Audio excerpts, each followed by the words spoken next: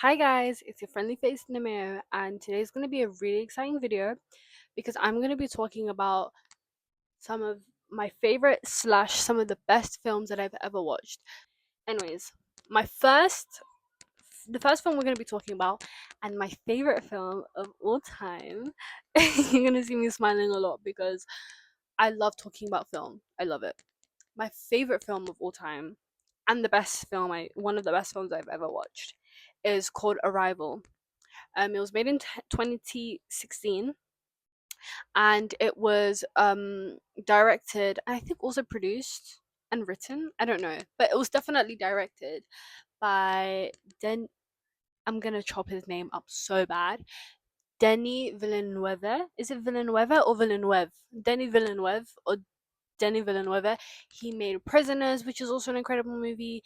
He's adapting the most recent Dune films because there've actually been a lot of people who've tried to do the Dune trilogy, like who've tried to do Dune from the books, but have just failed. And he's doing really well, actually. The main character is Louise Banks, and she is with a man called, well, not she's not with, but like he's also one of the main characters in the show, in the film, Ian Donnelly. And wow, are they incredible! Wow. Amy Adams is the main character, and Jeremy Renner, who plays Hawkeye in Marvel. I'm also a big Marvel fanatic, so you can see reviews of that coming up anytime soon. And yes, I think that that film is beautiful and flawless. The plot twist is incredible. It's not. It's really a plot twist where you can rewatch the film, and I feel like a plot twist isn't a plot twist unless you rewatch the whole film and you see it in a completely different way. That's the only way a plot twist can be a plot twist. Like that's the only way it's a good plot twist.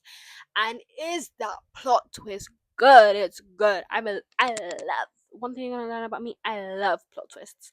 They're incredible. And Arrival is such a beautiful film. Cinematically, it's shot beautifully. Like I'm just imagining it in my brain right now. It's shot beautifully.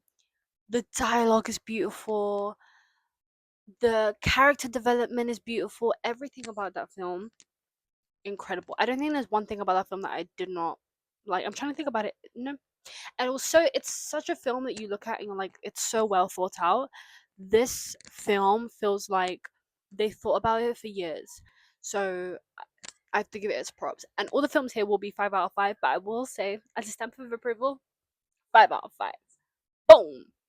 The second film we're going to be talking about, which I think is a film that I sob to the most. I think other than like, have you guys watched 5 Feet Apart? That film made me cry a lot, but we're not talking about that film. We're talking about Everything Everywhere All at Once. And since I've been in the last 3 years, the last 5, 10 years actually, it's the film that's made me cry the most.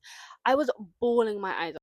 Everything Everywhere All at Once is a film about an immigrant family. Well, yeah, an immigrant family, an immigrant mother, father, and then their first generation American daughter, who is, I don't know if she's bisexual, I think she's lesbian. Yeah, she's coming to terms, no, she's already come to terms with her sexuality, but her mother actually is like, she's so set in her like immigrant Chinese ways that she can't fathom that her daughter could be lesbian. And then that's just like a tiny part about part part. That's just like a tiny part about what that film is about. Um it's also about dimensions, and obviously I did say it was a sci-fi film, and everybody who plays a character in that film plays like 20 million characters. And I'm sorry, but and I do I love Jamie Lee Curtis? I don't know. I don't really watch her in anything, but she shouldn't have won. Stephanie Sue, she, the girl who played Joy Wang, she should have won. She should have won. Was she supporting role? Yeah, she should have won Best Supporting Actress because she was incredible. And her audition tape for that film, incredible. Her audition tape for that film was, oh, it was so good. I know a lot of people actually study that audition tape now because it's like perfect. Like it's perfect. And Michelle Yeoh was so incredible in that film. So was like everybody was good. Ki Hu Kwan, he had one of the best Oscar winning speeches, like Oscar speeches I've ever seen in my life. Mom, I got an Oscar. Like, oh my, I think everybody in that film was incredible. The casting was incredible. The storyline was incredible. It was weird. It was odd. There is no movie that could ever make me cry about rocks. Like, Everything Everywhere All at Once made me cry about rocks, and it's so much more than just a sci-fi film. It's a film about family and about connection, and about having an immigrant mother who doesn't completely understand you. And I feel like being two different kinds of generations, like my mom being raised in Somalia and me being raised in the UK, we're definitely going to be different. And it's the same way for those two. And I felt it at heart, even though like I have a very good relationship with my mother. I felt it at heart because like it's just beautiful. It's beautiful, incredible. And the line that Wayman says, where he's like, I would have folded laundry. I would have worked at a laundromat and did dishes if it meant in any universe, as long as it was with you. And that's roughly what the line is. But I thought that line was incredible, and that film is just incredible. The next film is The Truman Show. And obviously Jim Carrey he's an incredible actor. I think he's like set records and stuff. But The Truman Show is absolutely incredible. It was made in 1998. It is beyond its time. The Truman Show is beautiful. It's such a beautiful film. It's so funny. It's a very serious film, but it's also funny, and it's well thought out, and it's unique. And what do you mean? I don't want to. I'm gonna try and make this as spoiler free as possible. Beginning of the film, I was like, I don't really care about this film. It was a film that I kept seeing. You know that when you keep seeing that one like video on YouTube, and you're like, oh, like it keeps coming up. I don't care about it. And then one day you press on it, and it's changed your life. That was me on Netflix with The Truman Show. And then I watched it, and it changed my life, and it became one of my favorite films. His development in the film is beautiful. The way he's like, I think he knew all along. I think he knew all along what his life was. And then at the end, when he really truly realized, yo, this is not the life I want, he cut. He said, and in case I don't see you, good night, good morning, and whatever he says. But it was incredible. It was such a beautiful way to end the film. Something that felt normal to him. I just think it was just so beautiful. I don't know. I can't describe why it felt beautiful, but it did. And then my favorite scene in the film is when it's raining, and it's raining only on Truman, and he looks around. He's like, why is it raining, but only on me? The next film is Old Boy. Oh, I'm just looking at my list, and I'm like being Old Boy. Wow, was Old Boy incredible. Old Boy is beautiful. Old Boy follows a man who's been imprisoned for, I think it was a whole year. I think it was longer than a year. I think maybe 2 years. He's been imprisoned. He doesn't know why. He doesn't know by who, but he's been imprisoned, and he's set out to get revenge. He's like, I want to know why I was imprisoned, and I want to hurt, maybe possibly even kill the man who imprisoned me. It's a Korean film. And you have you ever heard that quote? Once you go past the inconvenience of 1 inch subtitles, you're introduced to a whole new world of cinema. So don't just think because it's a film in a different language that isn't English that it's not going to be incredible. It is incredible. It is supersedes a lot of the films that I've watched. It was beautiful. The artistry was incredible. The shots were beautiful. The scene where he puts out his hand and then he turns it into a gun in the elevator, incredible. The plot twist,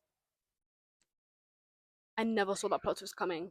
Never in a million years. And do not go search up Old Boy before you watch it. Just go watch the film. Watch it blind. You don't need to know anything. You don't need to know about that plot twist. Watch the film blind. Trust me. If you watch that film without looking at spoilers, it will be the best experience ever. You're gonna be like, what the hell? It genuinely is a what the hell moment.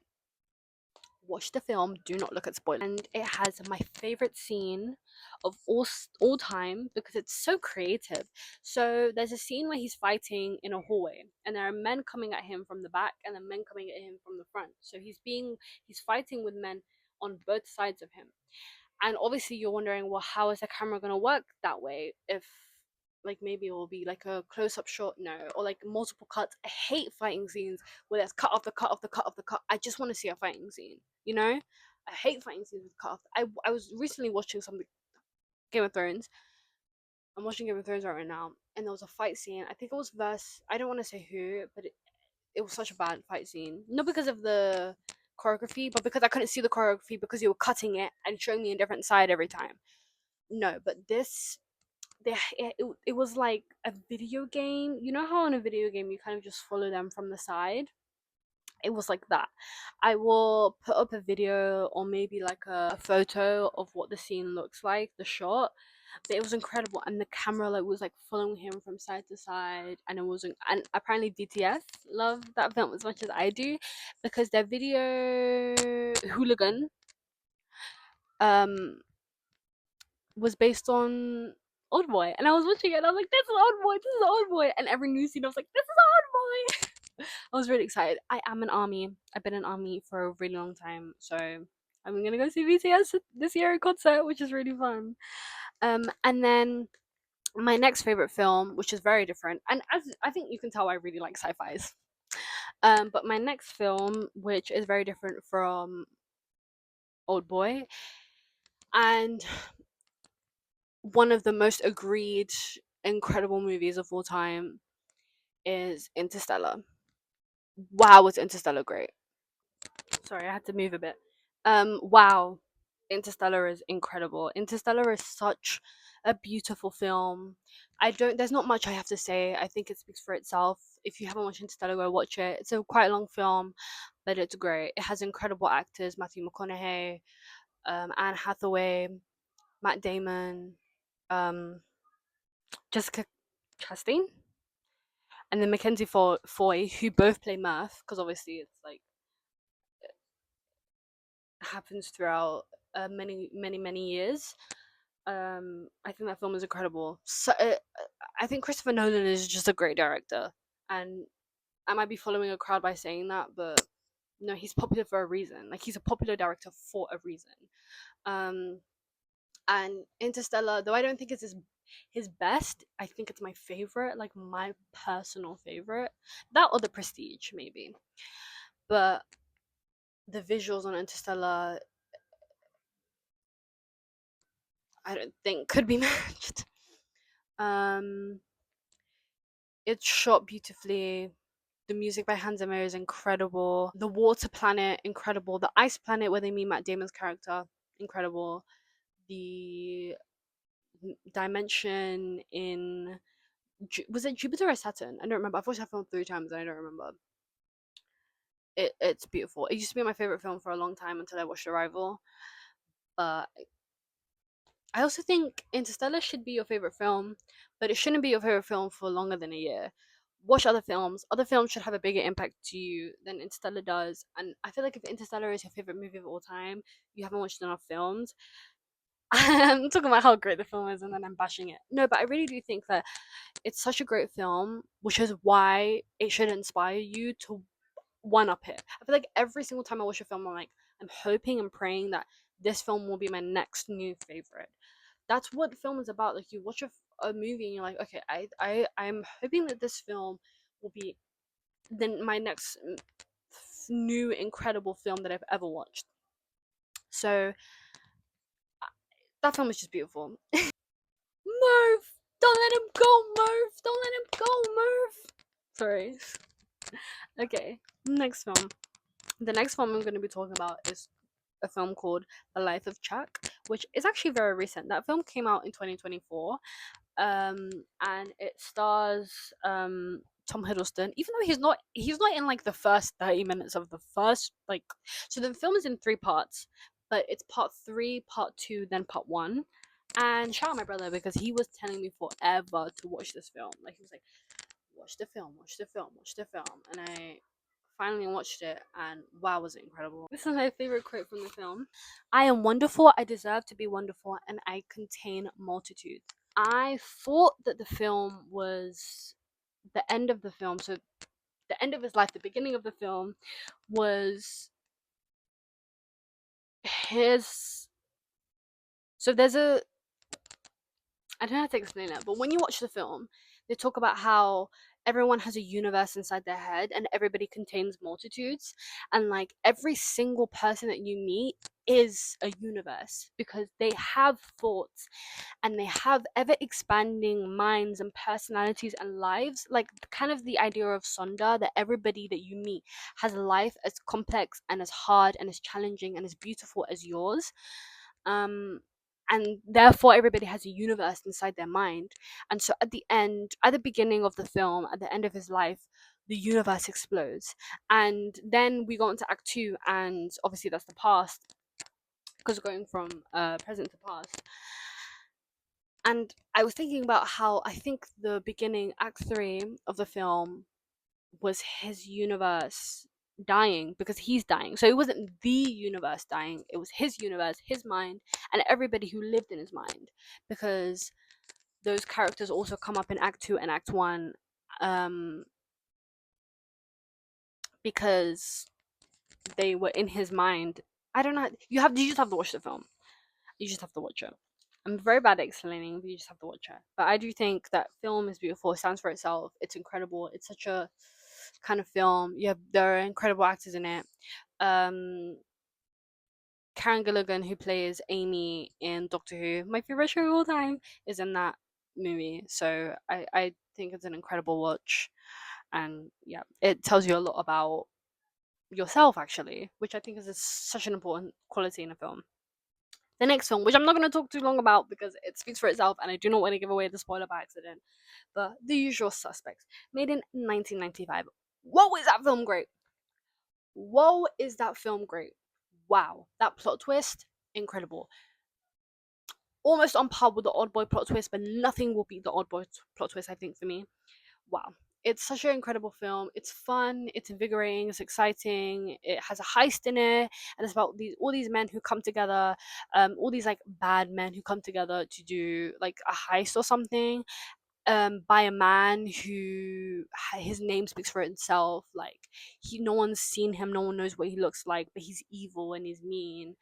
And then yeah, and spoiler, I'm not gonna spoil the film, but the plot twist is incredible. And he's like, there's a plot, there's a quote about the devil in that film. Maybe I can get that. I think I watched Usual Suspects last year, so I don't think it'll be on here. But The Usual Suspects, just watch it. Like I have nothing else to say about that film. Just do it. Just watch it. Okay, now we're going into a bit more of a upbeat kind of route, and we're talking about my favorite animated film of all time, which is it's almost on par with Arrival. In some aspects, that film to me is better than Arrival, but then in some aspects, Arrival is better than this film, and it's Tangled, 2010 animated Tangled. The live action will never beat it. The live action, I don't think is going to be very good.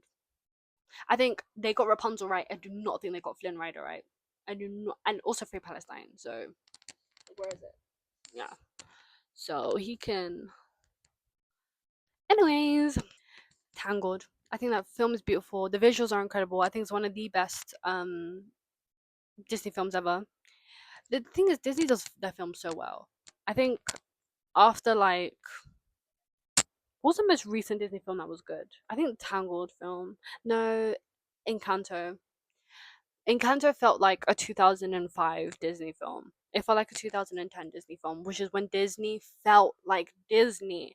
Now Disney comes out with cheap movies every few years that they don't really pay any attention to. They don't really care about. They don't put anything into. But when Disney was Disney, Tangled is beautiful. The scene in the boat when she's talking about her dreams, and she's talking about seeing the lanterns, and she says, what if this dream isn't everything that I thought it would be? And he goes, well then that's okay. And then she says, but what if it is everything I dreamed it would be? What do I do then? And then he goes, that's the best thing about achieving a dream.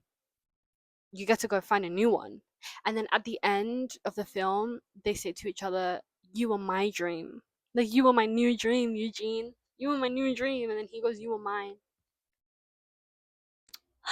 It was so good. But yes, I think Tangled is incredible.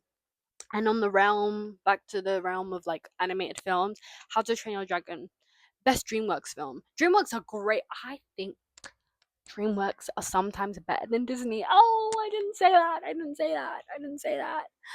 I didn't say that. I didn't say that. But Pixar, I know Pixar is Disney, but we're just gonna say Pixar itself. Pixar is like so good at like that childhood feeling. Like Pixar gives you like, ow. Pixar gives you that childhood feeling. Disney gives you like hope, and then DreamWorks just gives you everything. I think DreamWorks is beautiful. What How to Train Your Dragon, especially, I think that film is incredible, and the live action was really great. The live action felt like verbatim. But How to Train Your Dragon is incredible. I think that film is beautiful. I think I'm also very invested in that film because I've watched all of the animations. There's the first film, and then there's an animated show or series between the first and the second film, and then there's the second film, and then there's an animated show between the second and the third film, and then there's a third film. But How to Train Your Dragon is cinematically beautiful, and that song, dun, dun, dun, oh, I'm playing it in my head. Wait, oh my gosh, I can't remember it. I don't want to get copyrighted, but that film, that music, the feeling that it gives you, the joy of Toothless and Hiccup together, the fact that Hiccup is different from everyone else, I think that film is so beautiful and so great. Like it is joy. That film is joy. And then another film, Pride and Prejudice. My friend really loves this film, but I wanted to put it on here because it is one of the best romance films I've ever watched. With some of the best romance scenes I've. You don't need a romance with like kissing on each other and like doing this and do. No, you can have a film where all he does is this everything, where he helped her into a carriage and her hand was in his hand like this, and then he did the hand clench. It's incredible. I think Yearning is beautiful. It's such an it's they do miscommunication so well in that film, and I really want to read the book to see how it adds up, like how it measures. I do think I don't know what I'm gonna think actually about the book or the movie, the book versus the movie, but I do hope the book is better than the film because the film is incredible, and imagine if the book is better. And obviously, I want to learn more about Mr. Darcy, and I want to learn more about Elizabeth and about her family, and obviously, they have to cut out things for the book to fit it into 2 hours. But it's such a, I think it's one of the best romance films I've ever watched. That may be like La La Land. It's beautiful. Okay, going back into the scary realm of films. Sorry, I don't know why my headscarf keeps doing this. If you guys like, let me know how to like. Zodiac, 2007 film, and this film is it. Sorry, I don't know why I zoned out. This film, the main character is Jake Gyllenhaal, and he plays Robert Graysmith, and he's like a cartoonist. He does cartoons for like the newspaper or something, and he has to like interview like police officers. So he's not a police officer himself. He's not even a detective. He's nothing. He's just a cartoonist. And then there's Mark Ruffalo and Robert Downey Jr. I know. I feel like every single Marvel character has worked together in some capacity, and they were already working together in Marvel because it was 2007, and I think the first Avengers film came out in 2005. I think it's this film is self-explanatory. It's about the Zodiac. I watched this film with my brother, and wow, it didn't feel like any time. Like it felt like time had passed. It felt so long, but at the same time, it felt so short. And it's about this man Robert obsessing about the Zodiac because it's based in the time of the Zodiac killing people, and he's trying to figure out who the Zodiac is, or the Zodiac killer is, and it's following clues and stuff. And I actually learned a lot about that film. It's kind of like it's not a really a documentary. but it tells you a lot about the real things that the Zodiac did and the real people he killed, and it tells you at the end like who the Zodiac killed, and like that the fact that he was never caught, but people speculate that the reason he was never caught is because they were right on the Zodiac's tail and then he died, and obviously you can't incarcerate and you can't um put a sentence down on a dead man. So I do think that the man at the end who dies was the Zodiac, but you can't incarcerate a dead man. So but I think that film is, it has one of the scariest scenes I've ever watched. No, The Shining doesn't compete. Obsession doesn't compete. It was a it was a tension filled. Me and my brother were talking about this. How scary that scene was. He was like in a, and he was in like a basement. Oh, I don't want to spoil, but he was in like a basement, and this man is being like really weird and creepy, and he's in this basement, and he's like, oh, I want to leave now, like I want to leave, and he's like, no, just stay. He's like, no, I want to leave. And it was so odd, and so, and you can see him like the fear on his face, and it's half because of Jake Gyllenhaal is such a great actor. Like, wow, I do think he's going to be one of the most incredible best actors of our time, because he is so good, y'all. We need to be paying attention to Jake Gyllenhaal. Now back to another happy film. I'm thinking, is this movie happy? But it is. Howl's Moving Castle. Let me just. Howl's Moving Castle is incredible. It's one of the best Studio Ghibli films for a reason. That Spirited Away. There's a film also. I always forget the name. I also have it in my journal. 1 second. It took me like a whole minute. Whisper of the Heart, which is also a Studio Ghibli thing. You know that like that Sophie girl that you see when you're studying, that picture? She's from Whisper of the Heart, and it's a movie about writing, and it helped me get back into writing as well, because obviously I'm a writer. I want to be a published writer one day. And that film was incredible. We're not talking about that film though. Studio Ghibli is a film that inspires. Every single, or their Studio Ghibli is a studio that inspires. Every single time I watch a Studio Ghibli film, I come out of it with a fire of inspiration. Like, I could be Michael Jackson that day. And House of Castle is not an exception. It's the rule. Like, it is incredible. It is so beautiful.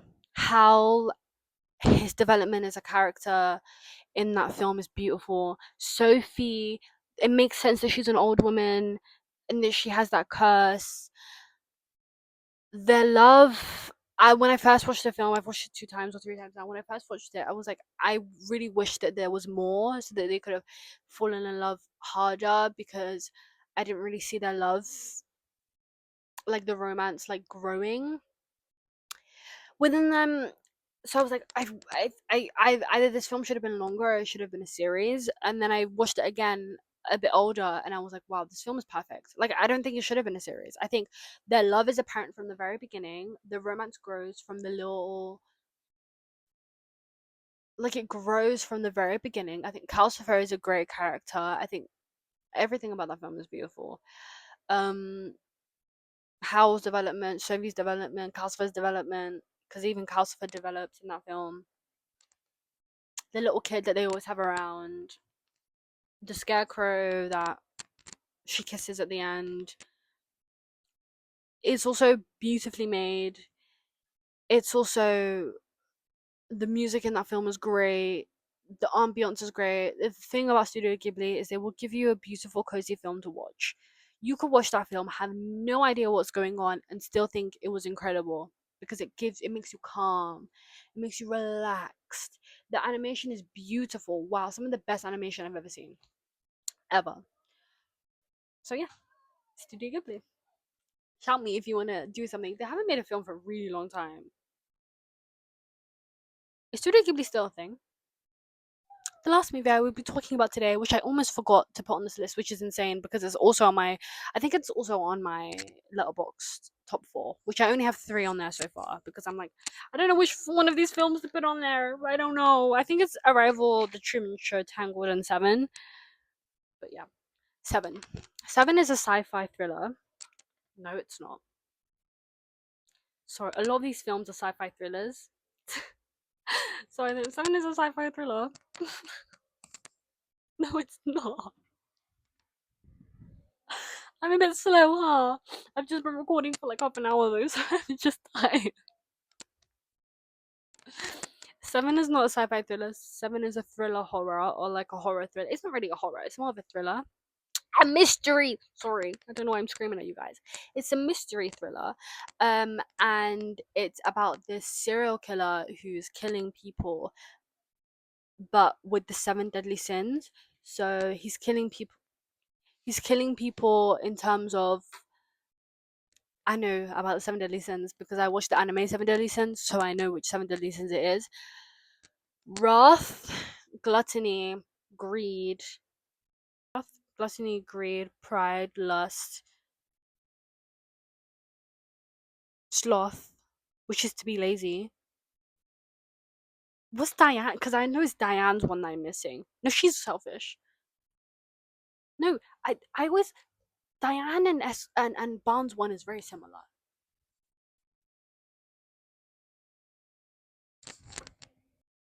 Envy and so the seven deadly sins: pride, greed, gluttony, wrath, lust, envy, and sloth. And the serial killer who's killing these people in these seven deadly sin ways. So like if somebody's very gluttonous, he'll kill them with gluttony. If someone's very lustful, he'll kill them with lust. And it's just the way he kills them is very like I would never have thought to kill these people in that way. Um and it revolves around this man who's Brad Pitt's character, David Mills. It revolves around this man's um obsession with this serial. It's kind of like Zodiac. Like this man is obsessed with catching this serial killer, and he'll do anything to catch him. Anything. He'll disregard his wife. He'll do anything just to catch this man. And at the end, something insane happens. What's in the box? What's in the box? Which is one of my favorite scenes ever. Yeah. It's also like one of my my most quoted movie quotes ever. But yeah, I think it's a beautiful watch. It's a very like it's not Netflix lighting, which I love. It's very dim lighted. The ambiance very suggests horror, thriller, mystery. The acting is incredible. Morgan Freeman's in it, so of course the acting is incredible. Brad Pitt is cute in that film. I don't know what happened to him when he got older. No, I'm kidding. I'm kidding. I'm kidding. I'm kidding. I'm kidding. I'm kidding. Gwyneth Paltrow's in that film. Kevin Spacey's in that film. It's incredible. It's a beautiful film. It's incredible acting, and it's 2007, so everybody's young. 2007? I didn't write it down. But, no, it's like 19 something. But everyone's young in that film, except for Morgan Freeman. He don't age. That man do not age. But I love doing this video. I had a really fun time, and I feel like now I'm a bit less shy on YouTube.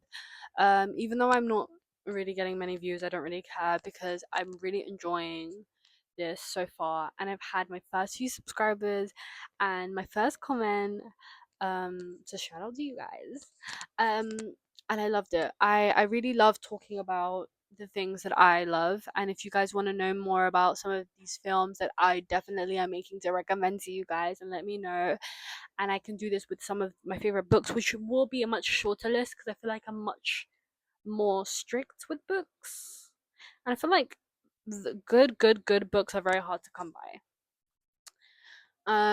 But I will do this with shows also. I'm planning a video with shows, and then maybe I'll make a part 2 or part 3. If this video is too long, I'm gonna have to split them into part 1 and part 2. But yeah, I really hope that you enjoy this video. I really hope that I really hope my personality shined through because I was a bit shy in the first 2 vids. But yeah, this is Nimia, your friendly face, signing out. Bye.